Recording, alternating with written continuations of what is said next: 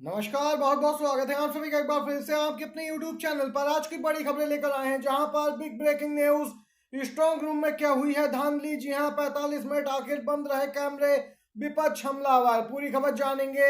Big breaking news निकल के आ रही है महाराष्ट्र से।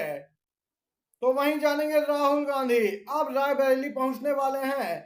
जी हां, राहुल गांधी ने फिर से बीजेपी पे साधा निशाना। पूरी अपडेट आगे विस्तार से शामिल की गई है। इन खबरों को जानने के लिए बने रहिए। और आप भी मानते हैं इंडिया गठबंधन जीतेगा इस बार, तो एक लाइक जरूर कीजिएगा वीडियो को। कमेंट बॉक्स में जरूर लिखिएगा #वी सपोर्ट इंडिया।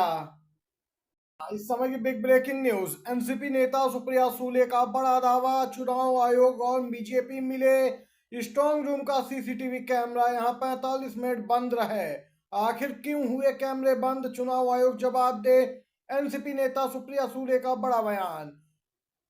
जानकारी के लिए बताते चले, बारामती लोकसभा क्षेत्र के मतदान के बाद सुबह यहां पे स्ट्रॉन्ग रूम में रखी ईवीएम का सीसीटीवी कैमरा 45 मिनट तक बंद रखा गया।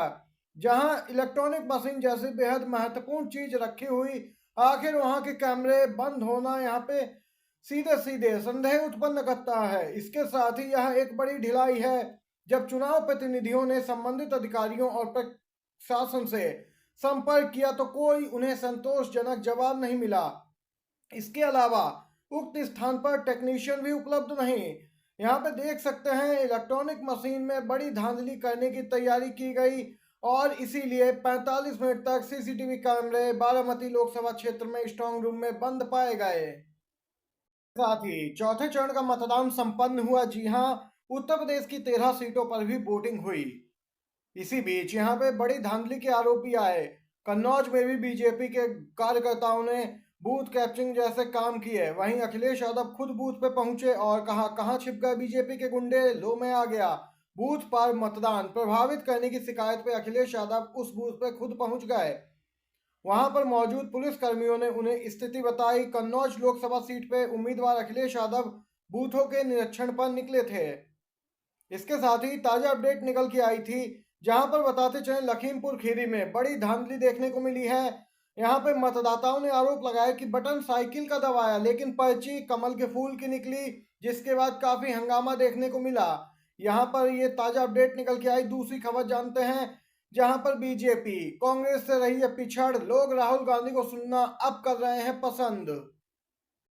अब बीजेपी के ध्रुवीकरण वाले भाषणों से पूरी तरीके से आम जनता त्रस्त हो चुकी है। बीजेपी के यूट्यूब व्यूज दिन पर दिन डाउन होते जा रहा है और एक तरफ ध्रुव राठी जैसे हैं जो बीजेपी को एक्सपोज करते हैं और उनके रातों रात लाखों व्यूज मिल रहे हैं, क्योंकि वह तथ्यों और तर्कों पर बात कर रहे हैं। दरअसल आप राहुल गांधी का यूट्यूब चैनल देख सकते हैं, एंगेजमेंट कितना ज्यादा है, लोग उन्हें अब सुनना पसंद कर रहे हैं, जिसके बाद बीजेपी में खलबली मची है।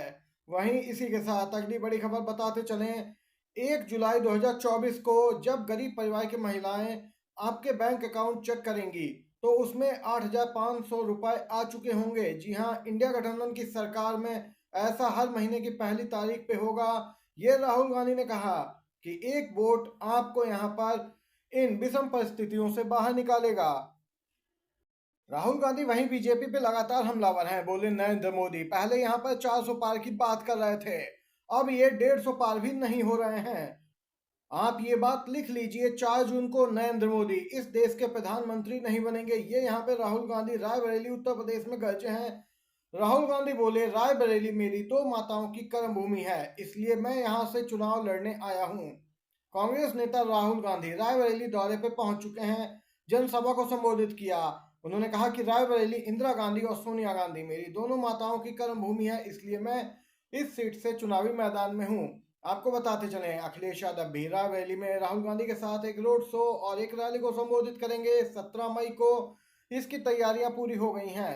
कांग्रेस कार्यकर्ता, सपा कार्यकर्ता पूरी तैयारियों में जुट गए हैं और यहाँ पे अंतिम चरण में है तैयारियां।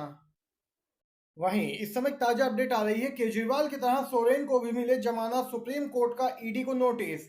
आप सभी को बताते चलें, झारखंड के पूर्व सीएम हेमंत सोरेन को भी ईडी ने गिरफ्तार किया। अब लोकसभा चुनाव प्रचार के लिए जिस आधार पर केजरीवाल को जमानत दी गई और इसी आधार पर अब झारखंड के पूर्व सीएम हेमंत सोरेन ने भी जमानत की मांग कर दी है। एक याचिका दायर की गई सुप्रीम कोर्ट में। इस याचिका पर सुप्रीम कोर्ट ने ईडी को नोटिस जारी किया और 17 मई तक जवाब मांगा है। आप सभी को बताते चलें, सोरेन के वकील कपिल सिब्बल ने अंतरिम जमानत याचिका की मांग करते हुए केजरीवाल पर अदालत का आदेश सोरेन को कवर करता है कहा। जब अदालत ने 20 मई तक ईडी से जवाब मांगा तो सिब्बल ने तर्क दिया कि तब तक तो चुनाव ही खत्म हो जाएंगे। इसके बाद नई तारीख दी गई 17 मई। देख सकते हैं, हेमंत सोरेन ने झारखंड हाई कोर्ट के फैसले को चुनौती देते हुए ये याचिका दायर की है। हाई कोर्ट ने ईडी की गिरफ्तारी को दी गई उनकी चुनौती को खारिज कर दिया था। ताजा अपडेट आ रही है हैदराबाद से। मुस्लिम वोटरों के आई कार्ड चेक किए, भाजपा प्रत्याशी माधवी लता के खिलाफ केस दर्ज हो गया। हैदराबाद लोकसभा सीट पे 13 मई को यहाँ पे वोट डाले गए, मतदान संपन्न हुआ, लेकिन भाजपा के एक उम्मीदवार ने यहाँ पे जो माधवी लता हैं उनके खिलाफ केस दर्ज हो गया, क्योंकि मतदान केंद्र पर कुछ मुस्लिम महिलाओं के पहचान पत्र चेक करने ये पहुंची। वीडियो वायरल हुआ तो विवाद बढ़ा। हैदराबाद के कलेक्टर ने बताया कि पुलिस स्टेशन में भाजपा उम्मीदवार के खिलाफ आईपीसी की धारा 171 सी, 186, 501 सी और लोक प्रतिनिधित्व अधिनियम की धारा 132 के तहत मामला दर्ज किया गया है। चौथे चरण का मतदान यहाँ पे संपन्न हुआ। इसके बाद एक ताजा लेटेस्ट अपडेट निकल के आ रही है। जी हाँ, कांग्रेस नेता उदित राज ने शेयर की है एक ताजा खबर। बोले मोदी जी जा रहे हैं, इन्हें आगे के चरणों में भी वोट खराब ना करें, इन्हें वोट ना दें। इसके साथ ही कहा गया कि तीसरे चरण के बाद इंटेलिजेंस ब्यूरो यानी आईबी की रिपोर्ट आई है, जिसने बीजेपी को हिला के रख दिया। एनडीए में घमासान है, क्योंकि एनडीए को 190 सीटें ही अब तक मिलती दिख रही हैं आईबी की रिपोर्ट के अनुसार। तभी से नेतृत्व की भाषा में लड़खड़ाहट है। यहाँ पे स्पष्ट है बीजेपी एकदम से बैकफुट पे आ गई। बीजेपी नेता भी जान गए इस बार सत्ता हाथ से निकल गई, इसीलिए अनर्गल बयानबाजी कर रहा है। आप लोग प्रधानमंत्री की बयानबाजी सुन सकते हैं, किस प्रकार से जिलों की राजधानी तक अब पूछने लगे हैं। दूसरी तरफ एक ताजा लेटेस्ट अपडेट निकल के आ रही है। चुनाव प्रचार के दौरान जिस प्रकार से नेताओं द्वारा भड़काऊ भाषण दिए जा रहे हैं, खासकर एक पार्टी विशेष के द्वारा, उनके खिलाफ चुनाव आयोग कार्रवाई नहीं कर रहा और चुनाव आयोग की निष्पक्षता निष्क्रियता पर सवाल उठ रहा है। और चुनाव आयोग जो कार्रवाई नहीं कर रहा उसको लेकर अब सुप्रीम कोर्ट मामला पहुंचा। सुप्रीम कोर्ट में एक याचिका दायर की गई। सुप्रीम कोर्ट के वरिष्ठ वकील संजय हेगड़े ने याचिका दायर की है सुप्रीम कोर्ट में और जल्द सुनवाई की मांग की है। आपको बताते चलें, जस्टिस संजीव खन्ना ने कहा कि वह इस मामले पर गौर करेंगे। स्पष्ट है, लगातार बिगड़ते बोल इशारा कर रहे हैं, साफ तौर पर दर्शा रहे हैं कि इस बार सत्ता परिवर्तन होना तय है। इसीलिए खासकर एक पार्टी विशेष के लोग नफरत भरे भाषण देने में लगे हुए हैं। ये ताजा अपडेट निकल के आई है, सुप्रीम कोर्ट में होगी सुनवाई इस मामले पर। वीडियो आपको पसंद आया हो तो एक लाइक जरूर कीजिएगा, शेयर कीजिएगा अपने दोस्तों में।